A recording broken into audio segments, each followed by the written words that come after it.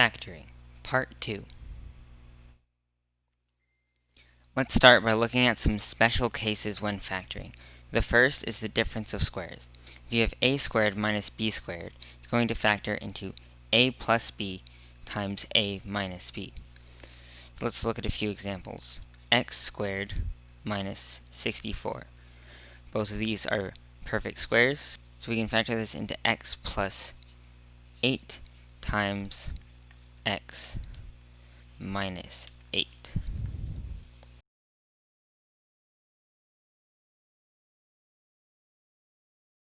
If we have 9x squared minus 25, these are both perfect squares, so we can factor it in the same way.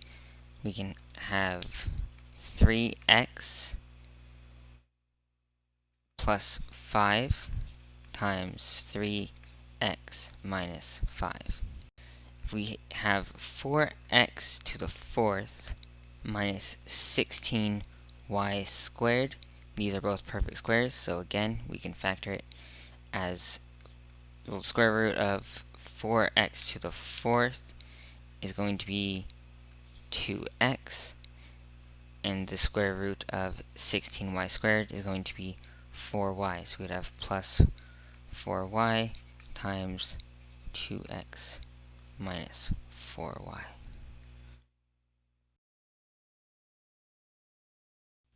Here we have a squared plus 2ab plus b squared and a squared minus 2ab plus b squared. Both of these can be factored as perfect squares. This one here is a plus b squared, and this would be factored to a minus b squared. Let's look at a couple examples of this in use.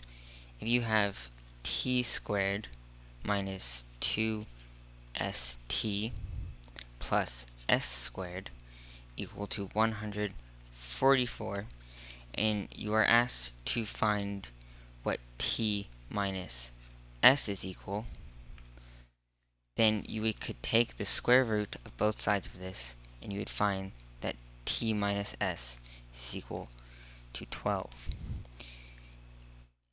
And the reverse of this would be if you had something like x plus y is equal to 6, and you were asked to find what x squared plus 2xy plus y squared was equal to.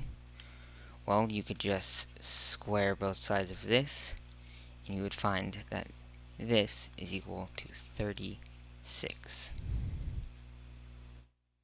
Let's look at a few more examples that demonstrate this concept. X squared minus 8x plus 16.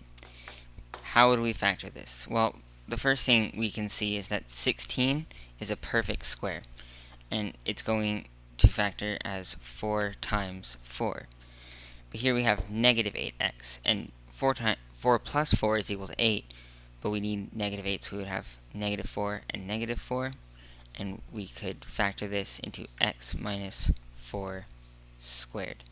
And you could obviously use the same methods we used in the last video to solve this, but if you can recognize the pattern, you can do it a lot faster. 25x squared plus 10xy plus y squared. We need to factor this. So our first and third terms are perfect squares, and this coefficient is divisible by 2, so it might match our pattern, but maybe if we rearrange it, it'll become a little more obvious. So if we rearrange it to put y first, we can have y squared plus 10xy plus 25x squared. And now it's obvious that it follows this pattern, and so we take the square root of our first term, which is going to be y, and then the square root of our second term, which is going to be 5x. So y plus 5x squared.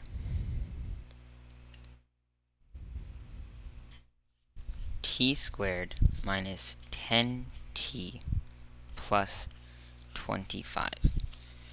First thing to notice is our first and third terms are perfect squares, and if we take the square root of this last term, it's going to be 5, but we need to make it negative, so negative 5, and we multiply that by 2, it would be negative 10.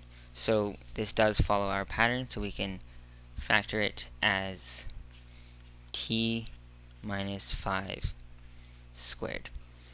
And while you can factor faster using this method, if you can recognize the patterns, you can still use all the same methods we used in the last video to factor trinomials. So let's actually verify this by doing the reverse of this pattern. So we would take our first term squared, so t squared, and then add 2ab. So negative 5 times t would be ab. So we have negative 5t, and multiply that by 2, negative 10t, and then square b, which is negative 5, which is equal to 25. So you can see it's just as useful in reverse as it is for factoring.